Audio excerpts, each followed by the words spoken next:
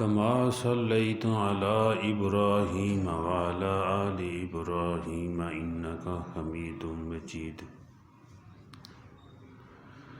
اللهم بارك على محمد وعلى آل محمد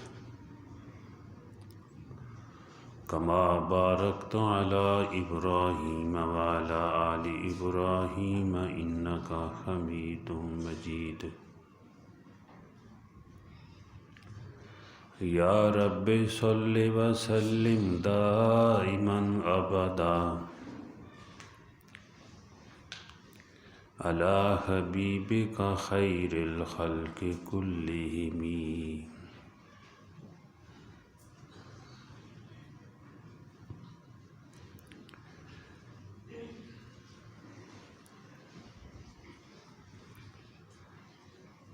اللہ جل جلالہ کا ارشاد گرامی ہے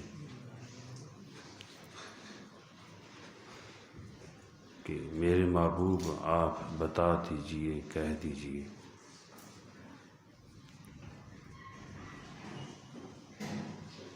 متاع الدنیا قلیل، دنیا کا سامان تھوڑا ہے.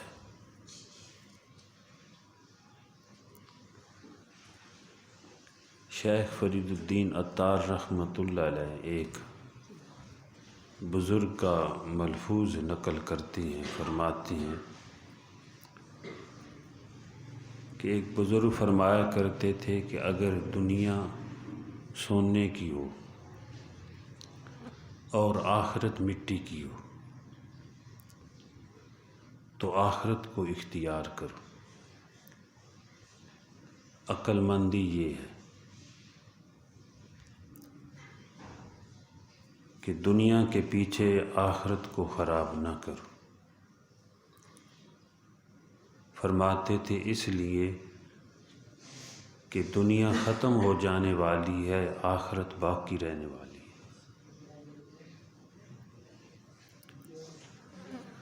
اور حضور صلی اللہ علیہ وآلہ وسلم کا ارشاد مبارک ہے جس کا مفہوم اور حاصل یہ ہے. اللہ پاک فرماتے ہیں، آپ صلی اللہ علیہ وسلم کا ارشاد ہے، فرماتے ہیں کہ اللہ پاک نے تم کو اپنی دنیا کو تمہارے لیے پیدا کیا ہے اور تمہیں آخرت کے لیے پیدا کیا. آپ کا ارشاد مبارک ہے، فرمایا کہ اللہ پاک نے دنیا کو تمہارے لیے پیدا کیا ہے اور تم کو آخرت کے لیے پیدا کیا ہے. بلکہ دنیا کے بارے میں آپ نے ایک مثال بھی دی. ایک مرتبہ کہیں آپ تشریف لے جا رہے تھے، صحابہ کرام رضی اللہ تعالی عنہم اجمعین ساتھ تھے. آپ نے دیکھا کہ ایک کوڑی پر ایک بکری کا بچہ مرا پڑا ہے. فرمایا اس کو کوئی 1 درہم میں خریدنے والا ہے، 1 یا 2 میں فرمایا. تو صحابہ کرام نے عرض کیا کہ نہیں، کوئی مفت لینے والا ہو، مردار تھا، مر گئے تھے. تو عرض کیا کہ نہیں، مفت بھی کوئی نہیں اس کو لیتا، مردار ہے. تو فرمایا یہی دنیا ہے، جیسے اس کی قیمت تمہارے ہاں کوئی نہیں ہے تو اللہ کے ہاں دنیا کی کوئی قیمت نہیں ہے. تو اللہ جل جلالہ خود فرما رہے ہیں، اپنے محبوب سے کہلوا رہے ہیں کہ میرے محبوب آپ ان کو بتا دیجئے متاع دنیا قلیل، کہ دنیا کا سامان جو ہے وہ تھوڑا سا ہے، قلیل ہے. اور ایک مقام پر فرمایا کہ دنیا کی زندگی کے بارے میں الا متاع الغرور، یہ دھوکے کا سامان ہے. اور کتنے لوگوں کو یہ دھوکہ لگا کہ میں بادشاہ ہوں، میرے اندر طاقت ہے اور میری بلادری اور میرا جتھا بڑا ہے، اس دھوکے میں غلط کر بیٹھے، لیکن نہ بادشاہت کام آئی نہ طاقت کام آئی،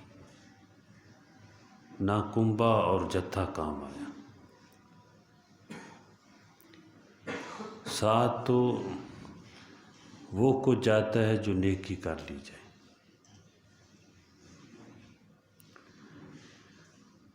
ہارون رشید کا ایک بیٹا تھا جو بادشاہ ہوئے ہیں، امیر المومنین ہارون رشید رحمۃ اللہ علیہ۔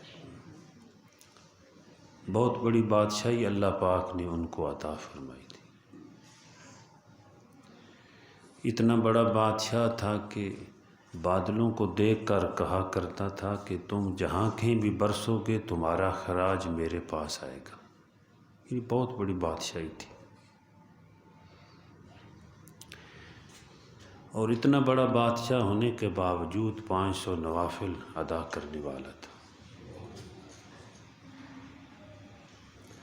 اور حج ادا کرتا تھا۔ اگر 1 سال حج نہیں کیا تو علماء کو حج کراتا۔ اس وقت کے بادشاہوں کا یہ حال تھا۔ ان کا بیٹا تھا، علماء صلحاء کی مجلس میں بیٹھتا تھا، نیک لوگوں کے پاس بیٹھتا تھا، اور کبھی قبرستان میں چلا جاتا اور قبرستان والوں سے باتیں کرتا کہ تمہارا کیا حال ہے، مجھے کاش کہ پتہ چل جاتا تمہارے ساتھ کیا ہو رہا ہے۔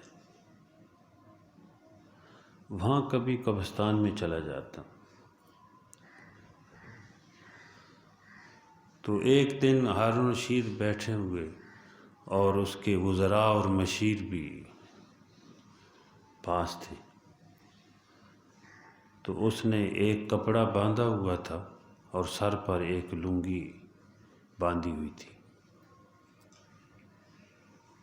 تو 2 کپڑوں میں وہاں آ گیا۔ تو بادشاہ کے جو وزراء تھے، جو مشیر تھے، کہنے لگے کہ اس لڑکے نے بادشاہ کو دوسرے بادشاہوں کی نگاہ میں ذلیل کر دیا،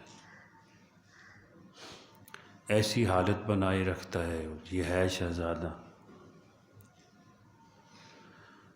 تو بادشاہ نے بھی، ہارون رشید نے بھی یہ بات سن لی، تو اس نے بھی لڑکے کو کہہ دیا کہ تو دوسروں کی نگاہ میں مجھے گرا رہا ہے۔ تو اس لڑکے نے، اس کے بیٹے نے والد کو، ہارون رشید کو کچھ نہ کہا۔ وہاں ایک پرندہ بیٹھا ہوا تھا دیوار پہ، تو فرمایا کہ اس رب کا تجھے واسطہ جس نے تجھے پیدا کیا ہے، تو میرے ہاتھ پہ بیٹھ جا۔ وہ پرندہ اڑا، اس کے ہاتھ پر بیٹھ گیا آ کے، اور پھر فرمایا کہ جا تو آپ واپس اپنی جگہ پہ چلا جا۔ اور والد صاحب سے عرض کیا کہ آپ نے دنیا کو اختیار کیا ہوا ہے، لیکن مجھے اس دنیا نے پریشان کیا ہوا ہے۔ مختلف اشعار پڑھتا اور آخرت کو یاد کرتا۔ ان دنیا سے اس کا دل اچاٹ تھا، اور 16 سال عمر تھی، کوئی بڑی عمر کے بھی نہیں، نئی جوانی ہے۔ لڑکپن کے بعد جوبن 15 سال سے شروع ہوتا ہے تقریباً۔ 16 سال کی عمر تھی، لڑکپن ہی تھا، تو بادشاہ سے یہ بات کی، اور یہ کرامت ان کی تھی، تو وہاں سے نکل گیا۔ شیخ سعدی رحمۃ اللہ علیہ فرماتے ہیں، وقت پیری گرگ ظالم می شود پرہیزگار، در جوانی توبہ کرتن شیوائے پیغمبری، کہ بوڑھا شیر بھی توبہ کر لیتا ہے شکار سے جب وہ شکار نہیں کر سکتا۔ یہ شکار چھوڑنا اس کا کوئی کمال نہیں ہے، یہ اس کی کمزوری ہے۔ فرمایا کہ پیغمبروں کا شیوا یہ ہے کہ جوانی کے عالم میں آدمی توبہ کرے۔ الشاب التائب حبیب اللہ، جو جوان توبہ کرنے والا ہے وہ اللہ کا پیارا ہے۔ اللہ پاک کو جوانی کے سجدے بھی بڑے پیارے لگتے ہیں، بلکہ یہ متاع آخرت ہے، متاع دنیا ہے۔ دنیا کے اندر جوانی کے عالم میں آدمی بڑے بڑے کام کر سکتا ہے، اللہ کی عبادت کر سکتا ہے، مخلوق خدا کی خدمت کر سکتا ہے۔ اگر جوانی کو صحیح گزارا تو اس جوانی کی قیمت لگے گی، ورنہ سوال ہوگے، 4 سوال ہوں گے، ان میں ایک یہ بھی سوال ہوگا کہ تجھے زندگی دی تھی اور کس کام میں اس کو ختم کیا؟ اس کا جواب ہے۔ اور پھر زندگی کا ایک حصہ جوانی کا ہے، پھر اللہ پاک یہ بھی فرمائیں گے میدان معاشر میں تجھے جوبن دیا تھا، تجھے جوانی دی تھی، کس کام میں اس کو صرف کیا؟ اگر جوانی کو صحیح لگایا ہوا ہوگا تو کامیاب ہے، ورنہ بھائی پھر پکڑ ہوگی۔ حدیث میں آتا ہے کہ یہ 4 سوال میدان معاشر کی زمین اس کے پاؤں کو پکڑ لے گی، اس کو دینے پڑیں گے جی۔ اللہ ماشاء اللہ، اللہ جس پہ فضل فرما دے۔ اور ایک حدیث میں آیا ہے کہ وہ جوان جو کہ عبادت میں پلا، عبادت کرتا رہا، جوان ہوا، کل قیامت کے دن اللہ جل جلالہ اس کا اکرام فرمائیں گے اس عالم میں، اس حالت میں کہ جس دن کوئی سایہ نہیں ہوگا، اللہ پاک اس کو اپنی رحمت اور عرش کا سایہ نصیب فرمائیں گے، کہ جو اللہ کو راضی کرنے والا ہے جو۔ اس لیے یہ جوانی جو ہے یہ بڑی قیمتی متاع ہے، بڑا قیمتی سرمایہ ہے یہ، اور اس سے آدمی فائدہ اٹھائے، اللہ پاک کی عبادت کرے، مخلوق خدا کی خدمت کرے۔ اور کتنے جوان ہیں جنہوں نے اللہ کو راضی کیا اور اللہ کی عبادت کی، دنیا سے چلے گئے، آج ان کا تذکرہ کتابوں میں، منبر و محراب میں ہوتا ہے۔ تو وہ لڑکا جو 16 سال کی عمر کا تھا، ہارون رشید کا، جب ہارون رشید نے اس سے باتیں کی تو پھر وہاں سے دربار سے نکل گیا، ایک قرآن پاک لیا اور چل پڑا۔ ماں نے پیچھے سے ایک انگوٹھی بھی دے دی، چلو کہیں ضرورت پڑے تو بیچ کر کام میں لا لے۔ وہاں سے نکلا تو بصرہ کے اندر چلا گیا۔ اب یہ لڑکا وہاں جا کر بیٹھتا تھا ہفتے کے دن، شنبہ کے دن، جہاں پہ مزدور چوک میں بیٹھتے تھے۔ شہروں میں کئی مقامات پہ مزدور اکٹھے ہوتے ہیں، آج کل چوکوں میں ہو جاتے ہیں، تو وہاں سے لوگ پھر مزدور لے جاتے ہیں۔ تو وہ لڑکا ہفتے کو چلا گیا، جا کر بیٹھا ہوا ہے مزدوروں میں۔ ابو عامر بصری رحمۃ اللہ علیہ ایک آدمی تھے، وہ آئے، ان کی کوئی دیوار گری ہوئی تھی مکان کی، انہوں نے وہ دیوار بنوانی تھی۔ دیکھا کہ ایک لڑکا بیٹھا ہوا ہے، پاس زنبیل ہے، تھیلا سا، اور قرآن پاک کی تلاوت کر رہا ہے، قرآن پاک کو دیکھ کر، قرآن پاک کو دیکھ کر اوپر تلاوت کر رہے ہیں۔ ایک اور بات آپ کو بتاؤں کہ آج کل موبائل پہ بھی لوگ پڑھتے ہیں، پڑھنا جائز ہے، لیکن جو نور قرآن پاک کو دیکھ کر، نسخے کو دیکھ کر پڑھنے میں ہے، وہ وہاں پہ نہیں ہے۔ آپ خود سوچیں کہ اس نسخے کا تعلق کہاں ہے اور اس کا تعلق کہاں ہے۔ گو فتویٰ کے لحاظ سے جائز ہے، بہتر ہے کہ قرآن پاک کو کھول کر اس کو دیکھ کر آدمی پڑھے، بجائے صرف موبائل کو دیکھ کر پڑھے، موبائل میں دیکھے۔ تو وہ لڑکا قرآن پاک کو دیکھ کر پڑھ رہا تھا۔ تو ابو عامر کہتے ہیں میں ان کے پاس گیا، میں نے کہا لڑکے مزدوری کرنی ہے؟ انہوں نے کہا ہاں، مزدوری کے لیے پیدا ہوئے ہیں، مزدوری تو کرنی ہے۔ اچھا میری ایک دیوار ہے، اس کو بنوانا ہے، آپ اگر وہاں میرے ساتھ چلیں تو وہ بنا دیں۔ انہوں نے کہا کہ میری 2 شرطیں ہیں۔ انہوں نے کہا وہ کیا؟ انہوں نے کہا کہ ایک تو میں 1 درہم 1 دانک لوں گا مزدوری، دوسرا یہ کہ نماز کے وقت میں نے نماز پڑھنی ہے، کام نہیں کرنا، اذان ہو جائے تو پھر میں نے کام نہیں کرنا، پھر نماز پڑھنی ہے، یہ میری شرط اگر منظور ہے تو میں تیرے ساتھ چلتا ہوں۔ اس نے کہا منظور ہے۔ لڑکا بھی دیکھا یہ ایسا حسین و جمیل اور نیک آدمی، اور نیک تو سب کو اچھے لگتے ہیں اگر نگاہ ٹھیک ہو، اللہ معاف فرمائے، نگاہیں خراب ہو جائیں تو پھر نیک بد نظر آتے ہیں، بد کو آدمی پتہ نہیں کیا کچھ سمجھتا ہے۔ اللہ اکبر۔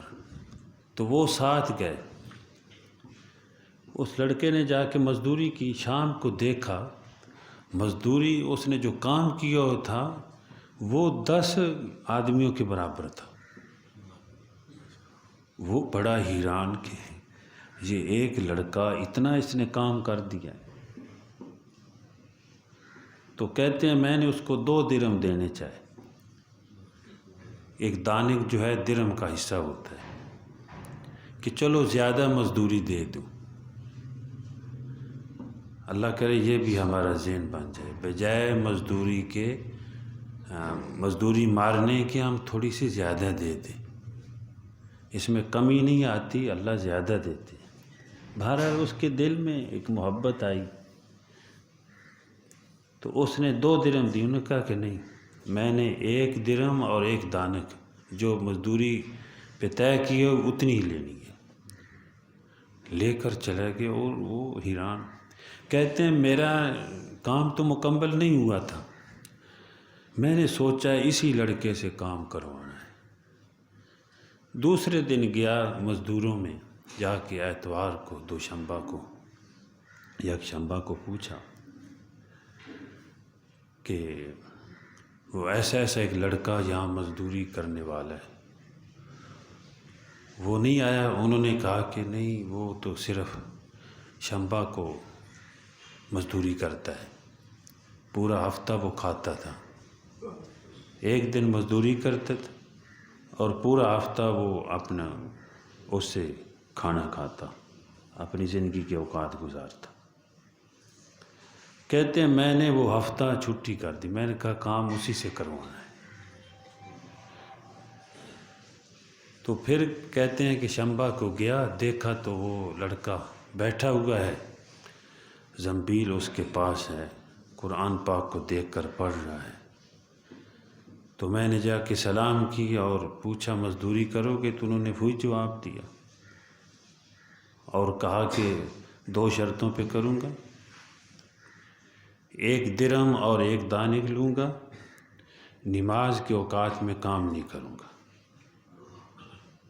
اذان کے بعد نماز پڑھوں گا۔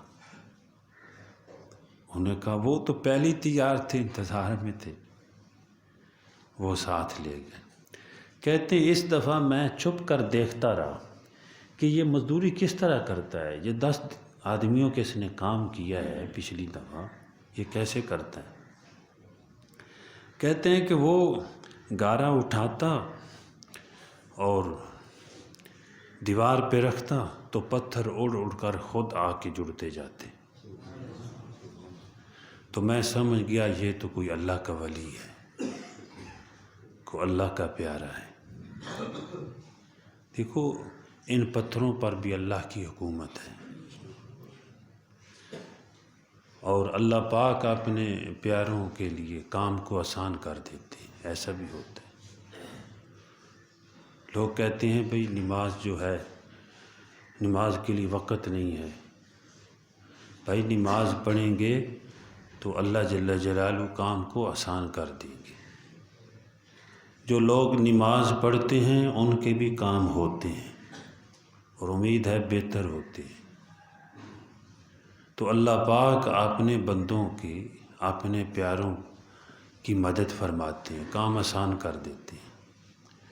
سیدنا ابراہیم علیہ السلام جو پتھر لگا رہے تھے، یہ پتھر ابھی بھی مطاف میں وہ لگا ہوا ہے جہاں پہ آپ کے پاؤں مبارک لگے ہوئے، وہ پتھر اوپر اڑتا تھا، گو کا کام دیتا تھا، اور جہاں تک آپ چاہتے کہ اونچا ہونا ہے بس اتنا وہ ہو جاتا۔ یہ اس پتھر کو شعور اللہ بخشنے والے ہیں، میرے بندے کے تابع ہو جائے۔ موسیٰ علیہ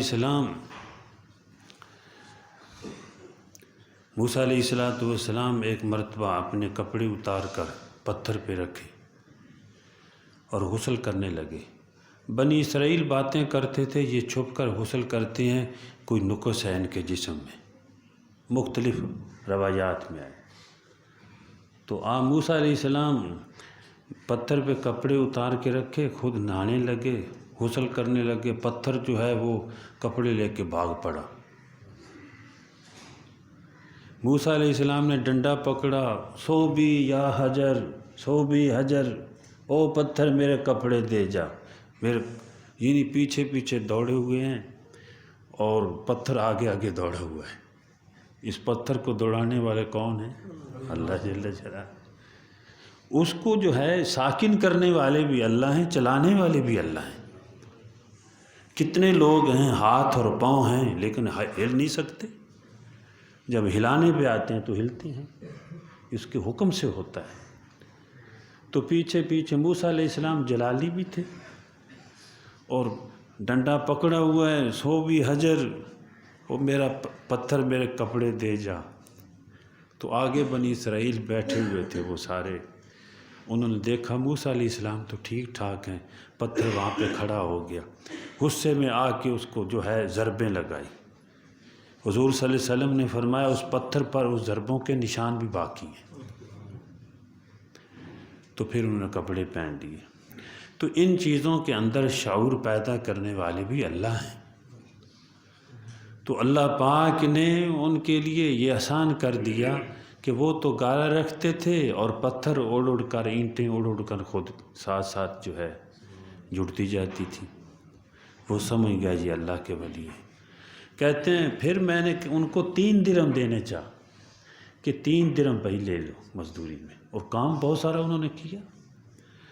تو انہوں نے کہا نا وہ 1 درہم اور 1 ہی دانک لوں گا، اب زیادہ نہیں میں لیتا۔ لے لیتے تو شرعی طور پہ جائز تھا، لیکن یہ ان کا غنا ہے۔ اللہ جس کو غنا دے دے، شہزادہ تھا، بادشاہت کو لات مار کے آیا تھا، یہ دل کا غنا بھی اللہ جس کو چاہے عطا فرما دے۔ بعض ویسے عام لوگ ہوتے ہیں اللہ ان کے دل کو بڑا غنی کیا ہوتا ہے، کوئی ان کی چمک دمک ان کی نظر میں کچھ نہیں۔ ساگر صدیقی تھے نا، ہمارے پاکستان کے شہر ہوئے ہیں، یہ بھٹو دور اور ایوب خان کے دور میں ایوب خان گیا اپنے صدر صاحب انڈیا، وہاں پہ ان کی غزل سنی تو پوچھا وہ یہ شعر جو ہے نا جس نے لکھی ہے مجھے ملاؤ، انہوں نے کہا یہ تو آپ کے پاکستان کا ہے۔ تو یہاں پر آئے اور وہ لاہور رہتے تھے ساگر صدیقی، ایوب خان گئے ملنے کے لیے کہ ساگر کو بلاؤ، ان کو بتاؤ کہ صدر ایوب صاحب آئے ہوئے ہیں۔ تو جا کر ساگر صدیقی کو بتایا کہ وہ ایوب خان صدر صاحب بلائے، کون سا ایوب؟ جاؤ مجھے نہیں پتہ، میں نہیں جانتا کہ جاؤ، نہیں آئے۔ ورنہ لوگ تو آج نہیں کہ بھائی ہمیں کوئی بلانے والا ہو بڑا دوڑ دوڑ کر جاتے ہیں، بس گناہ دیا اور ایسے آدمی کو گناہ دے دیا۔ وہ کہتے ہیں کھل نہیں سکتے شگوفے تازگی سے روٹھ کر، کھل نہیں سکتے شگوفے تازگی سے روٹھ کر، ہم زمانے میں جیے ہیں زندگی سے روٹھ کر، سوچتے ہیں حسرتوں کے موڑ پر شام و سحر، جائیں گے ساگر کہاں ان کی گلی سے روٹھ کر۔ تو اللہ پاک گناہ دے دے، لیکن اس لڑکے کو بھی اللہ نے گناہ عطا فرما دیا۔ تو اس طرح اپنی مزدوری کرتا اور زندگی گزارتا۔ پھر تیسرے دن پھر اگلے ہفتے جا کر پتہ کیا تو وہ بیمار تھے اور جنگل میں لیٹے ہوئے تھے۔ تو بہرحال آگے واقعہ ہے ان کا، لیکن وہاں پہ ان کی وفات ہو گئی۔ اس نے نصیحتیں کی ابو عامر بصری کو، پھر انہوں نے جا کر اس کے والد صاحب کو بتایا، والد صاحب کو پتہ چلا، بڑا رویا۔ بصرہ میں پھر قبر پہ آئے اور روتے رہے۔ بہرحال ایک سبق حاصل کرنا چاہیے کہ یہ شہزادہ ہو کر دیکھو مزدوری تو کرتا تھا، لیکن نماز کے وقت نماز بھی پڑھتا تھا۔ اور پہلے لوگ ڈاکو بھی نمازی ہوتے تھے، یہ بات ہماری تاریخ سے ملتی ہے کہ جن کو ہم بدمعاش سمجھتے ہیں وہ بھی نماز پڑھتے تھے۔ آج کا تو اچھا خاصا مسلمان شریف آدمی وہ بھی نمازوں کو چھوڑ دیتا ہے۔ اس لیے نماز، ہم تو نماز والے مسجد والے ہیں۔ حضور صلی اللہ علیہ وسلم جب دنیا میں تشریف لائے تو کئی بت گرے، حیات الصحابہ میں ہے، اوندے منہ گرے، آواز آئی اب ہمارا زمانہ ختم، مسجد والوں کا زمانہ آ گیا۔ اس لیے میرے بھائیو دوستو بزرگ، ہم مسجد والے ہیں، خود بھی مسجد کو آباد کریں اور دوسروں کو بھی اس کی دعوت دیں، ہر مقام پہ جا کر کہ اللہ کے گھروں کو آباد کریں۔ ہم مسجد والے ہیں، اس میں ہمارا فائدہ ہے، انشاءاللہ زندگی میں، اوقات میں اور مال میں برکت آ جائے گی۔ اللہ پاک مجھے بھی اور آپ کو بھی بلکہ پوری دنیا کے مسلمانوں کو عمل کی توفیق عطا فرمائے۔